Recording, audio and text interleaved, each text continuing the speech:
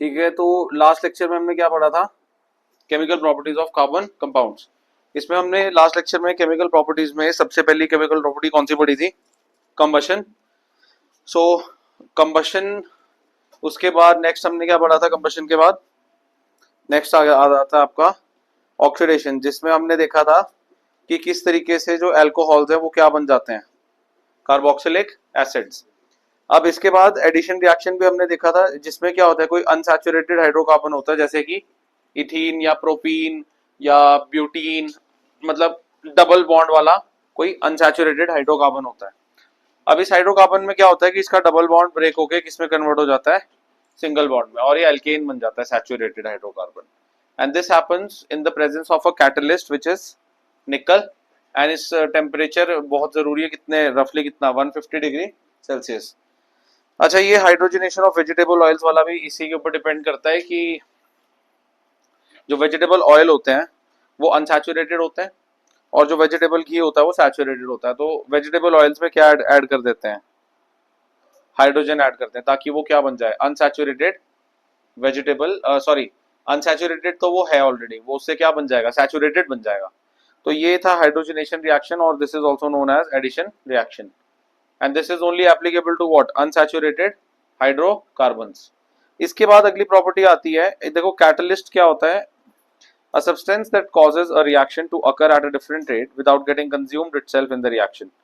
That means कि जो अगर आप कोई ऐसा सब्सटेंस अपने रिएक्शन में डालते हो जो खुद केमिकल रिएक्शन के अंदर पार्ट नहीं ले रहा, खुद उसमें कंज्यूम नहीं हो रहा, लेकिन वो सिर्फ उसकी स्पीड को क्या कर दे रहा है?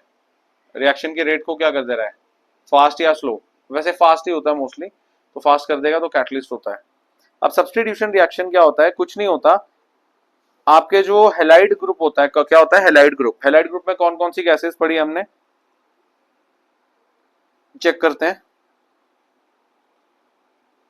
हेलाइड ग्रुप में आपने गैसेस पढ़ी हैं, एक आपने पढ़ी chlorine, fluorine, bromine and iodine. तो ये कौन सा ग्रुप है सारा? हेलाइड। अब किसी भी हाइड्रोकार्बन में जब सनलाइट की प्रेजेंस में कोई इनमें से कोई एक गैस ऐड होती है तो उसे बोलते हैं सब्स्टिट्यूशन रिएक्शन। अब ऐसा क्यों बोलते हैं? हम नोटिस करो, मीथेन प्लस क्लोरीन तो क्लोरोमीथेन बन जाएगा और HCl क्या हो जाएगा? अलग। अब जैसे देखो, समझ लेते हैं इसको, ठीक है, सब्स्टिट्यूशन रिएक्शन को। अब जैसे मेरे पास मीथेन है, प्लस इसमें क्या ऐड हो रहा है? Chlorine, in the presence of what? तो मेरे पास बन रहा है CH3Cl प्लस HCl। अगर इसका स्ट्रक्चर बना के देखें तो क्या बनेगा?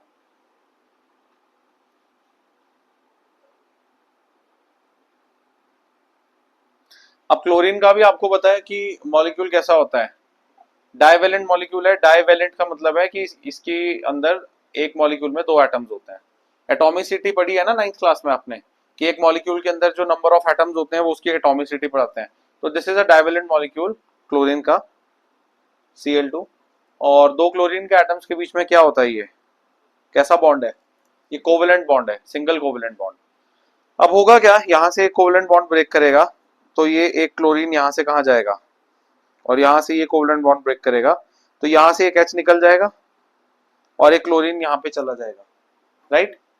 तो अगर मैं इसको कर दूं, एक हाइड्रोजन यहाँ से निकलेगा और एक क्लोरीन यहाँ से निकलेगा, राइट? तो यहाँ पे क्लोरीन लग जाएगा और जो H यहाँ से निकला था वो कहाँ चला जाएगा? यहाँ। तो अब मेरे पास प्रोडक्ट्स वही नहीं बन गए, क्लोरोमीथेन CH3Cl, और दूसरा बन गया HCl। Is this clear? Hydrogen chloride gas. ये हाइड्रोक्लोरिक एसिड नहीं है, हाइड्रोजन क्लोराइड गैस है ये। Is this clear? तो यहाँ पे क्या हो रहा है कि ये जो सब्स्टिट्यूशन इसलिए हो रही है क्योंकि यहाँ पर मीथेन के अंदर एक हाइड्रोजन को क्लोरीन ने क्या किया है? क्लोरीन ने हाइड्रोजन को क्या कर दिया? सब्स्टिट्यूट, मतलब उसकी जगह ले ली। तो इसलिए बोलते हैं सब्स्टिट्यूशन रिएक्शन। अगर मैं अब एल्केन चेंज कर दूं, मीथेन की जगह कौन सा एल्केन ले लूं? यहाँ पे कोई भी बोलो, ऐसे ले ले, प्रोपेन ले ले, इथेन ले ले। तो इथेन का फॉर्मूला क्या होता है? C2H6। और इसमें मैं क्लोरीन डालता हूं, और याद रखो सनलाइट होनी चाहिए। क्या होनी चाहिए? या आप सनलाइट बोलो या फिर आप क्या बोल सकते हैं? UV rays. क्योंकि सनलाइट में यूवी रेज ही होती है, राइट। अब यहां पर इथेन के साथ क्लोरीन किस तरीके से रिएक्ट करेगा, उसके लिए आपको इथेन का स्ट्रक्चर बनाना पड़ेगा।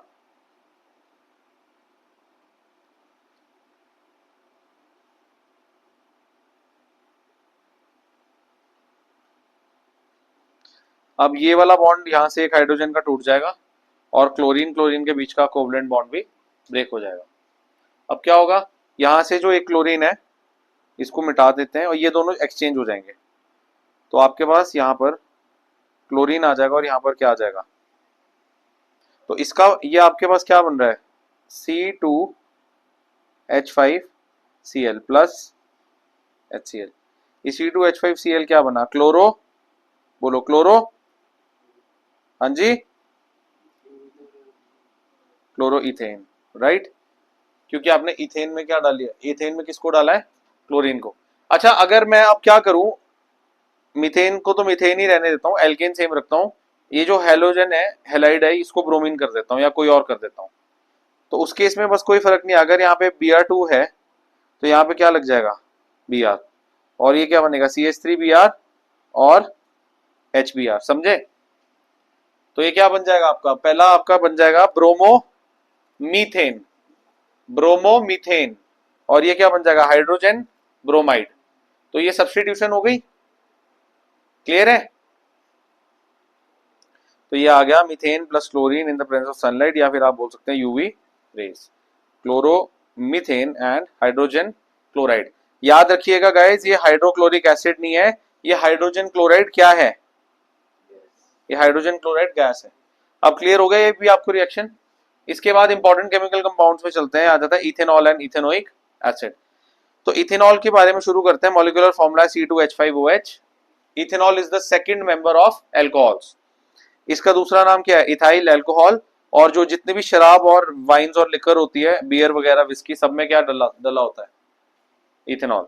फिजिकल प्रॉपर्टीज है, कलरलेस है, इसमें कोई स्मेल नहीं है, ओडरलेस है, पानी में अच्छे से ये डिसॉल्व हो जाता है, एंड वोलेटाइल का मतलब है ये इजिली आग पकड़ लेता है, इथेनॉल फटाफट से आग पकड़ लेता है, क्लियर है। नाइदर एसिडिक नॉन बेसिक, तो पीएच क्या है इसका, न्यूट्रल, तो मतलब न्यूट्रल पीएच वैल्यू कितनी होगी, 7। तो केमिकल प्रॉपर्टीज इथेनॉल की very important guys, very very important from exam point of view. तो सबसे पहले इथेनॉल सोडियम के साथ कैसे रिएक्ट करता है, नोटिस कीजिए।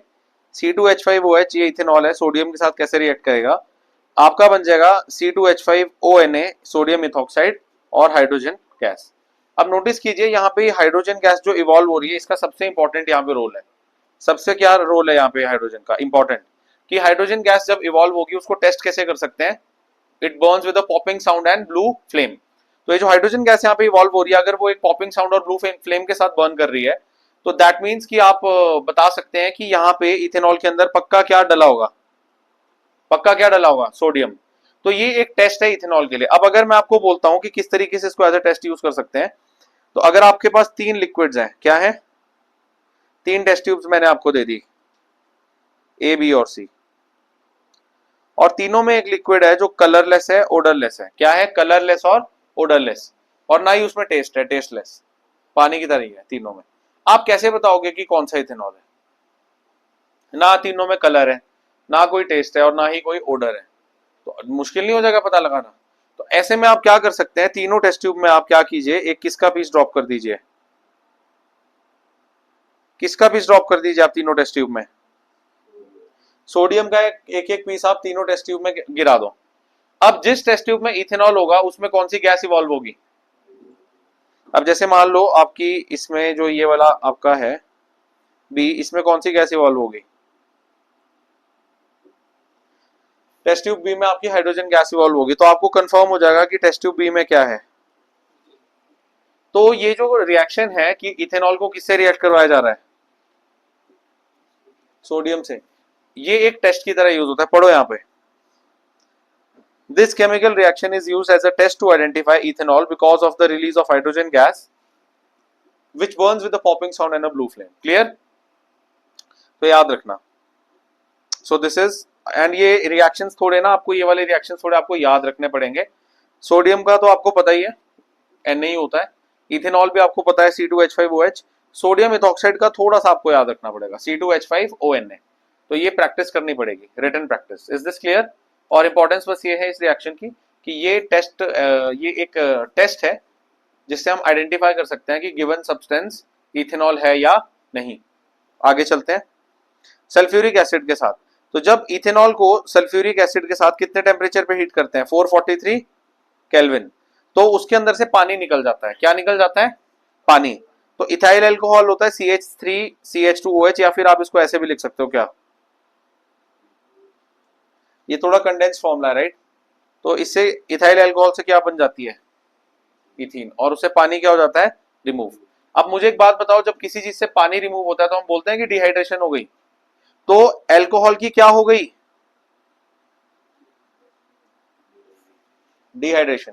तो इसी वजह से क्यों होगी डिहाइड्रेशन? क्योंकि वाटर क्या होगा यहाँ पे।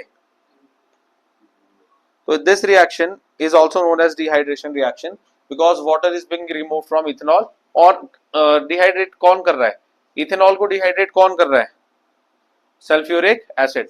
तो सल्फ्यूरिक एसिड यहाँ पे क्या कंसिडर किया जाएगा? डिहाइड्रेटिंग एजेंट, क्योंकि वो इथेनॉल के अंदर से पानी को क्या कर रहा है? रिमूव कर रहा है। Is this clear? तो ये भी आपको बस रिटन प्रैक्टिस ही करनी पड़ेगी। अच्छा, अगर आप देखना चाहते हैं कि इसका मैकेनिज्म कैसा, आपको दिखा देता हूं।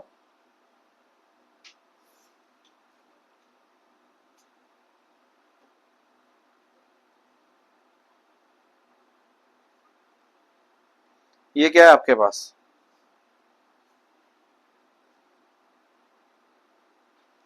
ये आपके पास इथेनॉल है, करेक्ट? अब इथेनॉल में क्या होगा आपका वाटर कैसे रिमूव होगा गाइस? नोटिस कीजिए, यहां पर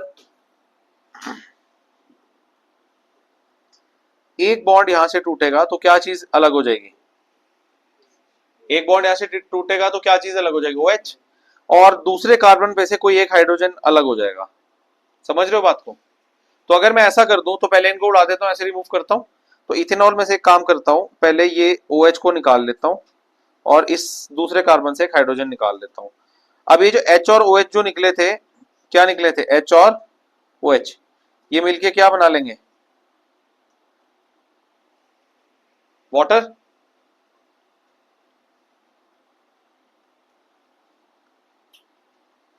अब यहां पर क्या हुआ है? इस कार्बन के कितने बॉन्ड कंप्लीट है? बोलो 1 2 3। और इस कार्बन के भी कितने बॉन्ड कंप्लीट है? 1 2 एंड 3। तो दोनों को 4 चाहिए, तो दोनों आपस में क्या बना लेंगे? दोनों आपस में क्या बना लेंगे अब एक? तो अभी इथेनॉल नहीं रहा, अभी क्या बन चुका है? इथीन। अब समझे रिएक्शन कैसे होता है? तो मतलब थोड़ा आपको ये भी समझा दिया कि रिएक्शन होता कैसे, इसका मैकेनिज्म क्या है। So that's it, dehydration reaction. तो इथेनॉल की प्रॉपर्टीज में हमने दो ही चीजें पढ़ी हैं। इसको अगर हम सोडियम से रिएक्ट कराएंगे, हाइड्रोजन रिलीज होगी, जो यूज किया जा सकता है टेस्ट करने के लिए या आइडेंटिफाई करने के लिए कि इथेनॉल है या नहीं। और दूसरा, हम सल्फ्यूरिक एसिड के साथ जब इसको 443 केल्विन पे हीट करते हैं, एंड ध्यान रखिएगा जो सल्फ्यूरिक एसिड आप इस्तेमाल करेंगे वो डाइल्यूट ना हो। वो क्या होना चाहिए? स्ट्रिक्टली क्या होना चाहिए? कंसंट्रेटेड होना चाहिए। तो दैट्स इट। आगे चलते हैं। अगला हमारे पास इंपॉर्टेंट कंपाउंड कौन सा है? Ethanoic acid. ये एक कार्बोक्सिलिक एसिड है। क्या है? एक carboxylic acid. And it is the, आपको पता है वर्ड रूट यहाँ क्या लगा है? तो मतलब कितने कार्बन एटम होने वाले हैं? 2 कार्बन एटम। तो it is the second member of carboxylic acids. It is known as acetic acid. इसका फॉर्मूला है CH3COOH। अच्छा, इसकी फिजिकल प्रॉपर्टीज, अगर 5 to 8% अगर आप पानी में डाइल्यूट करके इसका सोल्यूशन बनाओ तो उसे क्या बोला जाता है? विनेगर। अब 5 to 8% से मतलब ये है कि अगर आपके पास एक ये है और इसमें टोटल कितना सोल्यूशन है? 100 ml ऑफ सोल्यूशन। तो इस 100 ml सोल्यूशन में आपका, अगर आप ले लो 95 ml क्या है? वाटर। तो 5 ml क्या होना चाहिए? Ethanoic acid. इथेनोइक एसिड यानी कि एसिटिक एसिड। तो अगर आप यहाँ पे देखें कि amount of solute which is acetic acid divided by amount of solution upon 100 into 100, कितनी कंसेंट्रेशन आ रही है यहाँ इसकी? कितनी कंसेंट्रेशन है? 5% V/V, वॉल्यूम बाय वॉल्यूम। ये आपने 9th में पढ़ा हुआ है कंसेंट्रेशन सॉल्यूशंस में, याद आया? राइट। तो इसकी कंसेंट्रेशन कितनी है? 5%। तो बहुत ज्यादा कंसेंट्रेटेड तो नहीं है। 95 ml पानी में 5 ml डला है, तो बहुत कम कंसेंट्रेटेड है। अब आपने कभी घर में विनेगर को आपने स्मेल करके ट्राई करना, बहुत पंजेंट स्मेल होती है, गंदी। नाक मतलब एकदम ऐसा लगेगा कि नाक अंदर पूरा बाल जल गया और आंखों से आंसू आ जाएंगे। तो बहुत ज्यादा पंजेंट स्मेल होती है। और वो भी आप इमेजिन करो, इतनी ज्यादा पंजेंट स्मेल तब होती है जब ये कितना कितना परसेंट कंसेंट्रेटेड होता है, सिर्फ 5%। सोचो अगर 100% प्योर, 100% प्योर एसिडिक एसिड का ढक्कन खोल के सूंघ लिया, तो मुझे नहीं लगता उसके बाद आप उठोगे, मुझे लगता है फिर बेहोश ही हो जाओगे सूंघ के। बहुत ज्यादा पंजेंट स्मेल होती है। लेबोरेटरी में ट्राई भी मत करना, दूर मतलब लेबोरेटरी में जाओगे भी तो मना ही करेंगे सूंघने के लिए कॉन्सेंट्रेटेड एसिडिक एसिड की स्मेल को। सो दैट इज वाई इसमें क्या लिखा है। अच्छा, जब acidic 100% concentrated solution of acetic acid is known as glacial acetic acid. मतलब प्योर एसिटिक एसिड को क्या बोला जाता है, ग्लेशियल एसिटिक एसिड। अब वो पता क्यों बोला जाता है, इसमें लिख लो, बिकॉज इट लुक्स लाइक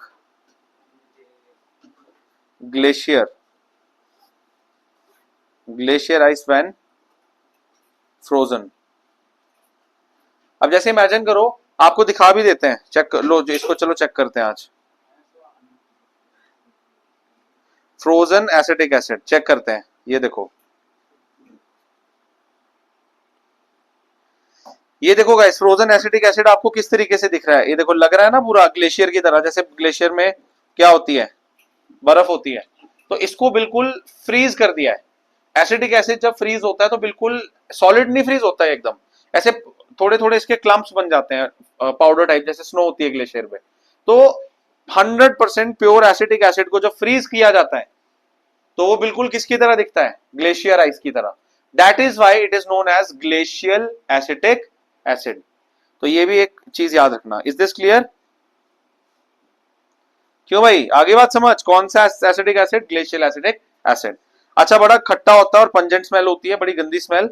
और एसिड है भाई, तो नाम में ही लिखा है, जब कार्बोक्सिलिक एसिड है, नाम में ही एसिड है, तो ऑब्वियसली पीएच क्या होगा इसका, वीक एसिड है, तो इसका पीएच रफली किस रेंज का होगा, 4 to 7 के बीच का होगा। क्लियर? आगे चलते हैं। केमिकल प्रॉपर्टीज, भाई इस पे स्टार लगाओ, एस्टेरिफिकेशन रिएक्शन, 10-15 करोड़ स्टार लगा लो इस पे, वेरी इंपॉर्टेंट। सो एस्टेरिफिकेशन रिएक्शन क्या बोलता है कि इथेनॉल और इथेनोइक एसिड को ही आपस में रिएक्ट करा दिया जाए, राइट। अच्छा, इथेनॉल को और क्या बोला जाता है, इथाइल अल्कोहल। और एसिडिक एसिड तो कॉमन नेम है, लेकिन इसको हम क्या बोलते हैं, इथेनोइक एसिड। तो इनको रिएक्ट करेंगे तो क्या बनता है, इथाइल इथेनोएट। और इथाइल इथेनोएट आपका क्या है भाई, क्या है आपका, एस्टर। इसकी स्मेल कैसी होती है, बहुत मीठा होता है, स्वीट।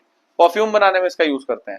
तो होता क्या है कि इथेनॉल और इथेनोइक एसिड आपस में ही रिएक्ट करते हैं इन the presence of concentrated sulphuric acid, in the presence of concentrated sulphuric acid.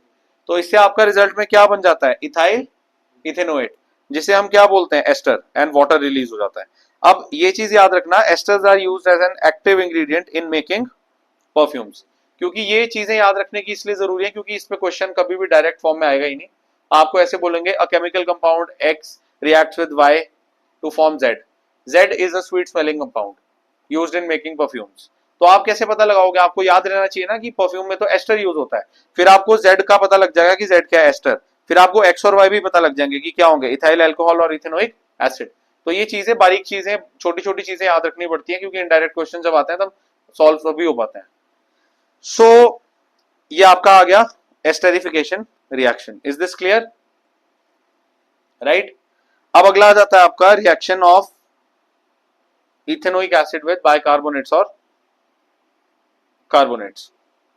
अब आपको याद होगा कि आपने एसिड्स बेसिस एंड सॉल्ट्स में पढ़ा होगा कि जब एसिड्स को मेटल कार्बोनेट या बाइकार्बोनेट से रिएक्ट करते हैं तो सॉल्ट वाटर और CO2 बनता है, किया था, सॉल्ट वाटर और CO2। तो यहाँ पे इथेनोइक एसिड भी एक एसिड है। अब मेटल कार्बोनेट मैंने ली सोडियम कार्बोनेट, तो आपके पास क्या बन रहा है, सॉल्ट क्या बन रहा है, सोडियम, ये क्या बन रहा है, सॉल्ट, सोडियम इथेनोएट। नोटिस कीजिए CH3COO नेगेटिव ये आयन होता है। आपको आयन्स भी बता देता हूं। एसिडिक एसिड है तो वैसे क्या है, कोवेलेंट कंपाउंड है, क्या है,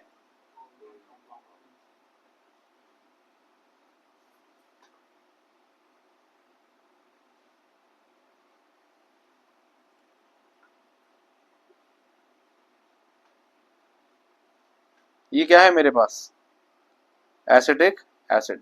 guys acetic acid, ethanoic acid, बार बार कंफ्यूज, एक ही बात है। तो ये ऐसे कैसा कंपाउंड है, कोवेलेंट कंपाउंड। लेकिन अगर यहां पर आप नोटिस करो ये OH पे भी एक्चुअली ना एक बॉन्ड होता है, अगर ये वाला बॉन्ड टूट जाए, ये वाला बॉन्ड क्या हो जाए, टूट जाए, तो आपके पास क्या बचेगा,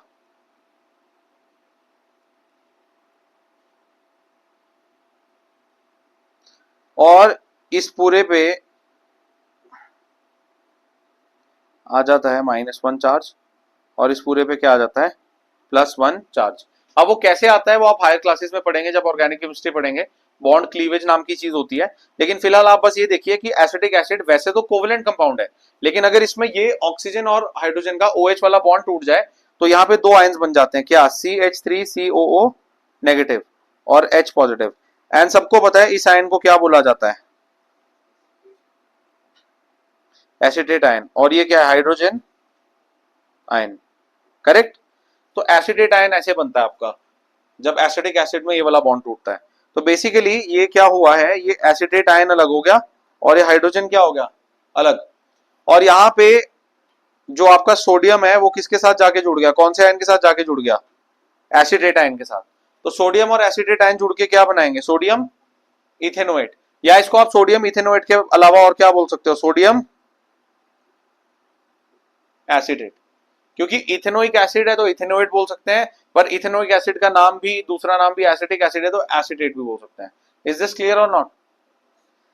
सो बस ये आ गया, बाकी बाइकार्बोनेट के साथ करोगे तब भी सेम रिएक्शन होगा, ये चीज याद रखना। क्लियर है।